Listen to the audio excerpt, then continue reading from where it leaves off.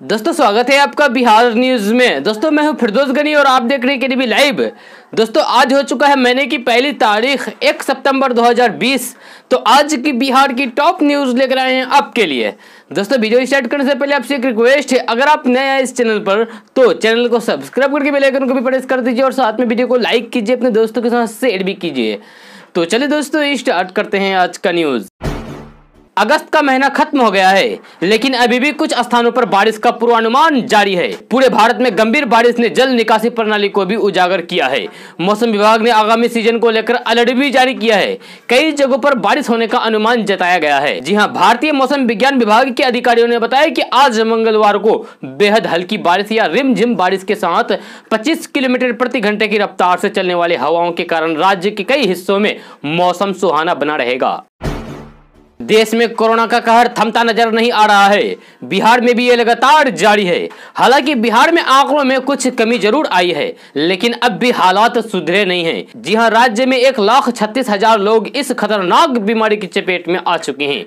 जी हां, सोमवार को राज्य में 1324 नए मरीज सामने आए हैं। नए मामलों में पटना में सबसे ज्यादा 154, भागलपुर में 125, मुजफ्फरपुर में 72, मधुबनी में 68, पूर्णिया में 65, गोपालगंज में 58, पूर्वी चंपारण और गया में 52, भोजपुर में 43, मधेपुरा में 42, समस्तीपुर में 40, बेगूसराय में 36, नालंदा में 34, सहरसा में 33, सुपौल में 31, वैशाली में 30, पश्चिमी चंपारण में 28, औरंगाबाद और सीतामढ़ी में 27, सारण में 26, बक्सर और सिवान में 24, अररिया से 22, खगड़िया और रोहतास में 20, अरवल में 19, दरभंगा में 18, लखीसराय में 17, जमुई, शेखपुरा, जहानाबाद और कटिहार में 14, बांका में 13, किशनगंज और शिवहर में 12, मुंगेर में 10, कैमूर में 7, नवादा में 3 लोग कोरोना से संक्रमित हो गए हैं। जी हां, इसके साथ ही राज्य में कुल कोरोना संक्रमितों का आंकड़ा 1,36,337 पर पहुंच गया है। राज्य में 18,343 एक्टिव केस हैं। बाकी लोग स्वस्थ होकर अपने अपने घर लौट चुके हैं। कोरोना संक्रमण को लेकर हुए लॉकडाउन ने ग्रामीण इलाकों के सरकारी स्कूल के बच्चों पर सर्वाधिक प्रभाव डाला है। बच्चे इन 6 महीने में पढ़ाई से लगभग कट से गए हैं। जी हां, क्योंकि सरकारी स्कूल बंद है और उनके लिए ऑनलाइन पढ़ाई की भी कोई विशेष व्यवस्था नहीं की गई है। इसके अलावा कोचिंग भी बंद है और अधिकतर विद्यार्थी के पास स्मार्टफोन नहीं है। कुछ बच्चे परिजनों के फोन से ऑनलाइन पढ़ाई करते हैं तो उन्हें नेटवर्क और स्लो इंटरनेट के कारण परेशानी हो रही है। इसका प्रभाव उनकी सेहत पर भी पड़ रहा है। बच्चों में चिड़चिड़ापन बढ़ रहा है। मानव संसाधन विकास मंत्रालय की ओर से बच्चों, शिक्षकों और परिजनों की काउंसलिंग के लिए बनाए गए प्लेटफॉर्म मनोदर्पण पर पिछले कुछ दिनों से ऐसे कॉल आ रहे हैं, जिससे ये बात सामने आई है। बिहार विधानसभा चुनाव से पहले नीतीश कुमार अपनी मजबूती के लिए हर समीकरण बनाने में लगे हैं। ऐसे में नीतीश हर हाल में अपने पुराने साथी पूर्व केंद्रीय मंत्री शरद यादव को पार्टी में वापस लाना चाहते हैं। माना जा रहा है कि शरद यादव जल्द ही पार्टी में वापसी कर सकते हैं और इसीलिए जेडीयू काफी मेहनत कर रहे हैं। बताया जा रहा है कि पिछले कुछ दिनों से शरद यादव की तबीयत ठीक नहीं है। उनका दिल्ली के हॉस्पिटल में इलाज चल रहा है। सूत्रों की माने तो शरद यादव का हाल जानने के लिए जेडीयू के कई बड़े नेता उनसे संपर्क कर रहे हैं। जी हाँ, इसी बीच पार्टी में उनकी वापसी को लेकर कवायद भी तेज हो गई है। अनुमान लगाया जा रहा है कि विधानसभा चुनाव से पहले शरद यादव जेडीयू में वापसी कर लेंगे। कोरोना महामारी के कारण मार्च महीने में लॉकडाउन लगने के साथ ही ट्रेनों के परिचालन पर भी रोक लगी थी। हालांकि इस दौरान कुछ स्पेशल ट्रेनों का संचालन शुरू किया गया, लेकिन अनलॉक शुरू होने के साथ ही लगभग सभी क्षेत्र में छूट दी जा रही है। जी हां, अनलॉक 4 में केंद्र सरकार ने मेट्रो सेवा शुरू करने के लिए अनुमति दे दी है। अब भारतीय रेलवे भी ट्रेनों के संचालन की तैयारी में है। रिपोर्ट के अनुसार पश्चिमी रेलवे बोर्ड सितंबर के पहले सप्ताह से ट्रेनों का परिचालन शुरू कर सकता है। इसके लिए तैयारियां पूरी कर ली गई है। सुप्रीम कोर्ट ने अवमानना मामले में वरिष्ठ वकील प्रशांत भूषण पर ₹1 का जुर्माना लगाया गया है। जी हां, कोर्ट ने उन्हें इसे जमा कराने के लिए 15 सितंबर तक का समय दिया है। कोर्ट ने कहा है कि अगर वे इसे जमा नहीं कराते हैं तो उन्हें 3 महीने की जेल हो सकती है। साथ ही साथ 3 साल के लिए वकालत की प्रैक्टिस पर भी रोक लगाई जाएगी। सुप्रीम कोर्ट ने न्यायपालिका के खिलाफ 2 ट्वीट को लेकर प्रशांत भूषण को 14 अगस्त को अवमानना का दोषी ठहराया था। इसके बाद कोर्ट ने भूषण को माफी मांगने का भी सुझाव दिया था। हालांकि प्रशांत भूषण ने इसे यह कहकर इनकार कर दिया था कि अगर वे माफी मांगते हैं तो ये उनकी अंतरात्मा की अवमानना होगी। प्रशांत भूषण ने साथ ही ये मांग की थी कि उनकी दोष सिद्धि को निरस्त किया जाना चाहिए और कोर्ट की ओर से स्टेटमेंट जैसी संदेश दिया जाना चाहिए। जस्टिस अरुण मिश्रा की अध्यक्षता वाले 3 जजों की बेंच ने प्रशांत भूषण को पिछले सोमवार तक माफी मांगने का समय दिया था। इस बेंच में जस्टिस BR गवाई और जस्टिस कृष्ण मुरारी भी शामिल थे। बिहार विधानसभा चुनाव से पहले सेक्युलरिज्म पर बिहार की सियासत गर्म है। चुनावी गहमागहमी के बीच बिहार की राजनीति का पारा पहले से चढ़ा हुआ है और राम मंदिर को लेकर डिप्टी सीएम सुशील कुमार मोदी ने गर्माहट को और बढ़ा दिया है।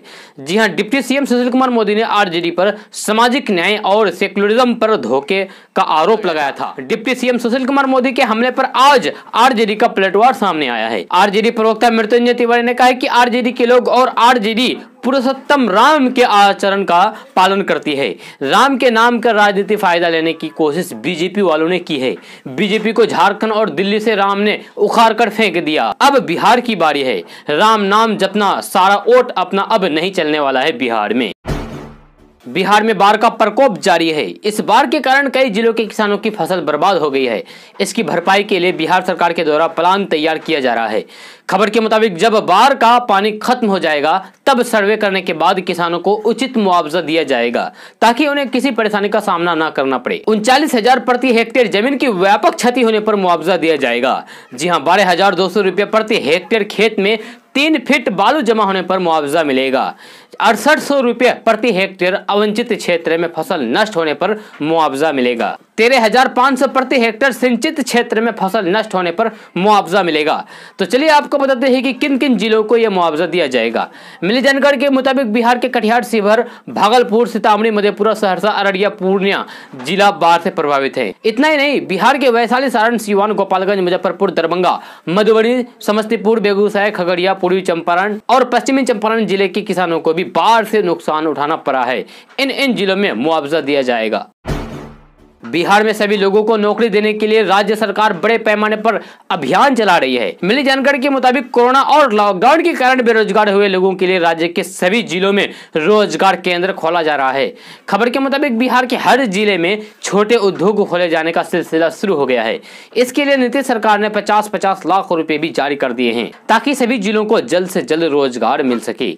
आपको बता दें कि सरकार द्वारा जारी इस धनराशि से हर जिले में स्थानीय विशेषताओं और श्रमिकों की जरूरत और कुशलता को ध्यान में रखते हुए 189 सूक्ष्म यानी कि छोटे उद्योग खोले गए हैं। उन उद्योग में लोगों को रोजगार देने का काम शुरू हो गया है। बिहार उद्योग विभाग द्वारा मिली जानकारी के मुताबिक राज्य के सभी 38 जिलों में अभी तक 189 छोटे उद्योग चिन्हित हो चुके हैं। बेगूसराय और कैमूर जिले में तो 4 जगह काम शुरू भी हो गया है। इसका दावा खुद उद्योग विभाग ने किया है। प्रधानमंत्री नरेंद्र मोदी का मन की बात कार्यक्रम इंटरनेट यूजर्स की नकारात्मक प्रतिक्रिया के कारण चर्चा में आ गया है। जी हां, आकाशवाणी पर रविवार को प्रसारित होने वाले इस कार्यक्रम का दूरदर्शन के अलावा कई निजी चैनल्स भी सीधा प्रसारण करते हैं। जी हां, इसके साथ ही PIB, BJP और PM मोदी की यूट्यूब चैनल पर भी देश के नाम PM मोदी के संबोधन को सुना जा सकता है। मगर इस रविवार के मन की बात को लेकर इन यूट्यूब चैनल पर यूजर्स की प्रतिक्रिया सकारात्मक कम, नकारात्मक ज्यादा रही है। जी हां, इन तीनों ही जगह मन की बात के वीडियो पर लाइक्स की तुलना में डिसलाइक्स बहुत ज्यादा है। जी हां, इस बात को असामान्य माना जा रहा है क्योंकि इससे पहले मन की बात को लेकर दर्शकों का रवैया इतना नेगेटिव नहीं रहता है। ऐसे में चर्चा हो रहा है कि आखिर इसकी वजह क्या हो सकती है। कोरोना के इस संकट में आम आदमी की मुश्किलें लगातार बढ़ती ही जा रही है। जहां एक और लॉकडाउन की वजह से नौकरियों पर संकट बढ़ गया है तो वहीं दूसरी ओर महंगाई ने आम आदमी की कमर तोड़कर रख दी है। राजधानी पटना सहित बिहार के कई हिस्सों में जो सब्जियां 20 से 30 रुपये प्रति किलो के हिसाब से बिक रहे थे वही सब्जियां आज अब 100 रुपये किलो के पार हो गए हैं। ब्रोकली जैसी सब्जियां तो 400 रुपये प्रति किलोग्राम से ज्यादा दामों में बिक रही है। जी हां, कारोबारियों का मानना है कि भारी बारिश की वजह से आवक घट गई है। साथ ही टमाटर जैसी जल्दी खराब होने वाले सब्जियों को भी भारी बारिश ने नुकसान पहुंचाया है। हालांकि 10 सितंबर के बाद सब्जियों की कीमतों में गिरावट आने लगेगी। जी हां, बिहार की मंडियों में टमाटर 60 से 80 रुपये प्रति किलो के हिसाब से तो आलू 40 रुपये प्रति किलो के हिसाब से बिक रहा है। बिहार के अधिकतर मंडियों में धनिया 200 रुपये प्रति किलोग्राम और लहसुन 150 रुपये प्रति किलोग्राम तक पहुंच चुकी है। वहीं मिर्च 100 से 150 रुपये प्रति किलोग्राम बिक रही है। बैंगन, भिंडी और प्याज के दामों में भी काफी बढ़ोतरी हुई है। बिहार में रहने वाले बहुत से लोग ऐसे हैं जिन्हें इस बात की जानकारी नहीं है कि वे अपनी पुश्तैनी जमीन का खसरा नंबर, खाता नंबर और खतौनी नंबर कैसे ढूंढ सकते हैं। जी हाँ, इसे ढूंढने के लिए पूरा प्रोसेस क्या है, आज इसी विषय में जानने की कोशिश करेंगे विस्तार से, ताकि लोगों को इसके बारे में पूरी जानकारी मिल सके। तो चलिए आपको बता दें कि क्या है खसरा नंबर, खाता नंबर और खतौनी नंबर। सबसे पहले बात करते हैं खाता नंबर। जी हाँ, खाता नंबर मिली जानकारी के मुताबिक खाता नंबर में मालिक का पूरा भूभाग के साथ ब्यौरा होता है। खाता नंबर बिहार भूभाग द्वारा मिली जानकारी के मुताबिक खाता नंबर में जमीन के प्लॉट की जानकारी होती है। अब बात करते हैं खतौनी नंबर के बारे में। आपको बता दें कि खतौनी नंबर बटाईदार की जानकारी और वह उन कितनी भूमि पर बटाई करता है, इसमें इसकी जानकारी होती है। चलिए आपको बता दें कि आप बिहार में खाता नंबर और खतौनी नंबर कैसे ढूंढ सकते हैं। बिहार में अगर आप किसी भी जमीन का खसरा नंबर, खाता नंबर और खतौनी नंबर ढूंढना चाहते हैं तो आपको बिहार भू विभाग की वेबसाइट पर विजिट करना होगा, जहां से आप इसके बारे में पूरी जानकारी प्राप्त कर सकते हैं। और ये वेबसाइट है www.biharbhumi.bihar.gov.in। इस वेबसाइट पर जाकर आप खाता नंबर और खतौनी नंबर निकाल सकते हैं आराम से। बिहार में 2 से 3 महीने के अंदर विधानसभा चुनाव होंगे। इस बार मुकाबला बिहार के मुख्यमंत्री नीतीश कुमार के नेतृत्व वाले एनडीए बनाम महागठबंधन के बीच है। अभी तक के जो भी रुझान हैं, उससे नीतीश कुमार अपने साथ चुनावी अंक गणित और सामाजिक समीकरण दोनों में तेजस्वी यादव पर भारी पड़ रहे हैं।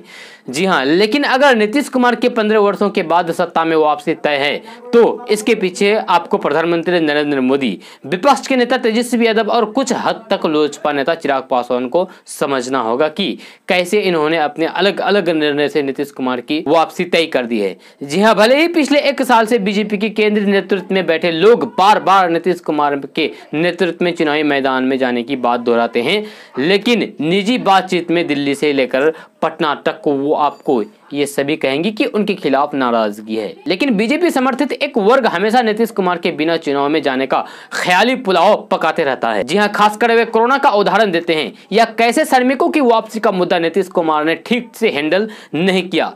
लेकिन यह भी सच है कि जिस मामले में नीतीश सरकार की सबसे अधिक फजीयत होती है, उस विभाग में बीजेपी का कोई वरिष्ठ नेता ही होता है। लेकिन यही हाल स्वास्थ्य विभाग का भी है, जहां बीजेपी के वरिष्ठ नेता मंगल पांडे मंत्री हैं। लेकिन बिहार देश के एकमात्र राज्य होगा जिसके कोरोना के आंकड़े पर कोई विश्वास नहीं करता है। चुनाव आयोग ने बिहार विधानसभा चुनाव में नामांकन प्रक्रिया में भी बदलाव किया है। जारी आदेश में कहा गया है कि नामांकन प्रक्रिया में केवल 2 व्यक्ति एक साथ उपस्थित रह सकते हैं। साथ ही पूर्व में नामांकन के लिए 5 वाहनों की मंजूरी को संशोधित करते हुए अधिकतम 2 वाहनों के ही इस्तेमाल की अनुमति दी गई है। रोड शो के लिए भी 10 की जगह अब मात्र 5 वाहनों की ही मंजूरी दी गई है। जी हाँ, इन वाहनों के काफिले को भी हिस्से में बांटना होगा। कोरोना महामारी के चलते भारत में कई कामकाज प्रभावित हैं। वहीं संक्रमण के चलते इस साल होने वाले जनगणना का पहला चरण और एनपीआर को अपडेट करने की प्रक्रिया को फिलहाल रोक दिया गया है।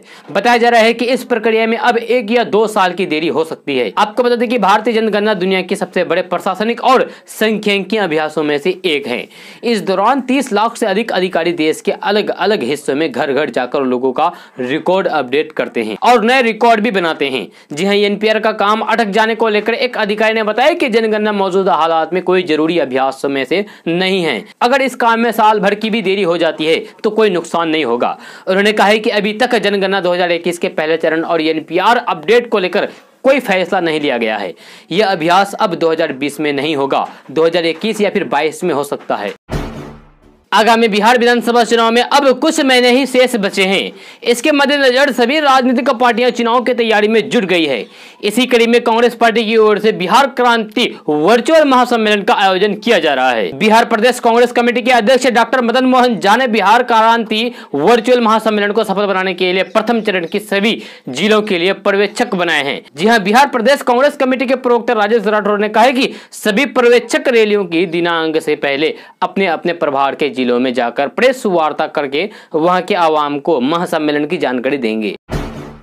केंद्र की मोदी सरकार अब डिपार्टमेंट के ऐसे अधिकारियों पर नकेल कसने की तैयारी कर रही है जो भ्रष्टाचार में लिप्त हैं। कहा जा रहा है कि केंद्र सरकार ने भ्रष्ट और अयोग्य कर्मचारियों की पहचान करके निर्देश भी जारी कर दिए हैं। इसके साथ ही मोदी सरकार कर्मचारियों को रिटायर करने पर पूरा जोर दे रही है। बताया जा रहा है कि भ्रष्ट अधिकारियों की पहचान के लिए उनके पुराने रिकॉर्ड को खंगाला जाएगा।